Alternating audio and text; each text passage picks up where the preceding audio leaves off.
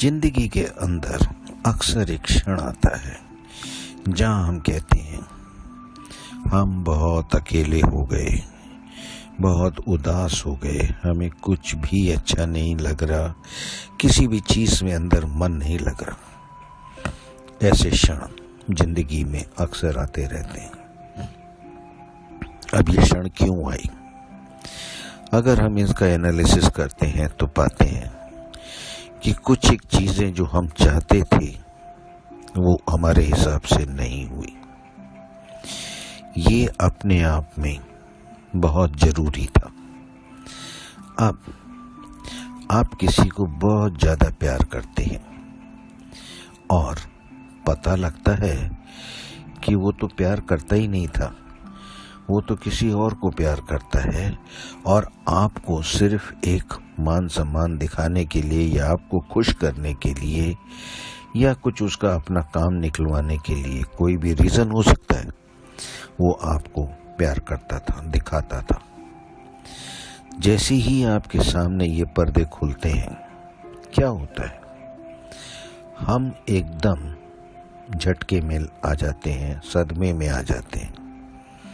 लेकिन यहां सदमे वाली कोई बात ही नहीं थी।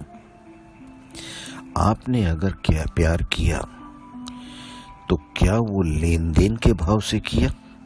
जी नहीं, यहाँ लेन देन तो था ही नहीं, क्योंकि प्रेम का असली मतलब होता है बिना मतलब का, यानी कोई उसके अंदर मतलब नहीं था और आप सिर्फ और सिर्फ प्रेम करते थे। प्रेम का मतलब समर्पण होता है और समर्पण किसी व्यक्ति विशेष, किसी वस्तु, किसी स्थिति या किसी वातावरण से नहीं हो सकता।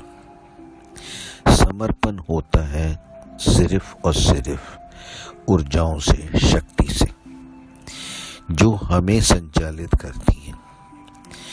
और जब हम अक्सर लोग क्या कहते हैं कि यार हमने तो सो एंड सो के ऊपर समर्पण कर रखा है, वो जो कहता है वही हम करते चले जाते हैं। ये स्टेटमेंट अपने आप में ही गलत होती है। समर्पण नहीं होता वो सिर्फ आप उसको फॉलो कर रहे हैं। लेकिन कितनी ही जगह ऐसा होता है जब आप अपने निर्णय लेते हैं और उनके अगेंस्ट पे जो हमें गाइड कर रहा है उसके अगेंस्ट होते हैं वो डिसीजन। ये हम सोचते भी नहीं हैं, हम उसमें तर्क वितर्क करते हैं। यहाँ पे सबसे ज्यादा स्थिति जो ये आज आई कि आपको ये पर्दे खुले, पर्दे खुलते नहीं हैं, पर्दे होते ही नहीं हैं। सिर्फ हमारे देखने का नजरिया होता है कि हम उस पॉइंट को देख ही नहीं पाते या देखना ही नहीं चाहते। हमें पता है कि स्टाफ के अंदर कोई काम कर रहा है या हम कहीं नौकरी कर रहे हैं या घर हो, परिवार हो, रिश्ते हो, नाते हो, कुछ भी हो, हर जगह आपको ऐसी चीजों का सामना करना पड़ सकता है। हम दिखा रहे हैं कि हम आपको बहुत चाहते हैं, हमने पूरा समर्पण किया हुआ है, यानी किसी व्यक्ति विशेष को समर्पण नहीं हो सकता, वो सिर्फ एक दिखावा मात्र है। समर्पण होता है तो सिर्फ और सिर्फ ऊर्जा के प्रति, जहाँ पे हम जब समर्पित हो जाते हैं तब हम संपूर्ण रूप से खत्म हो जाते हैं। वहाँ पे मैं नहीं रहता। इसको समझना बहुत आसान है। वैसे भी हम क्या हैं? हमारा एक नाम है, लेकिन अगर हम मरीज के तौर पे चले जाएंगे, हॉस्पिटल चले जाते हैं तो मरीज कहलाते हैं, पेशेंट कहलाते हैं। किसी बस या ट्रेन में बैठ जाते हैं तो हम पैसेंजर कहलाते हैं। अगर हमें शमशान घाट लिया जा रहा है तो हमारे को वो डेड बॉडी पहचानी जाती है। किसी जगह हम कस्टमर हैं, किसी जगह हम सेलर हैं। हमारी अपनी पहचान कहाँ है? कहीं पे भी नहीं है। हमारा नाम बदलता रहता है, स्थिति बदलती है, नाम बदल जाते हैं। इसी तरीके से लोग ऊर्जाओं के नाम रखते थे। उन्होंने अपने हिसाब से ऊर्जा का नाम रख दिया। किसी ने शिव रख दिया, किसी ने पार्वती रख दिया, किसी ने गणेश रख दिया, तो किसी ने श्री कृष्ण रख दिया।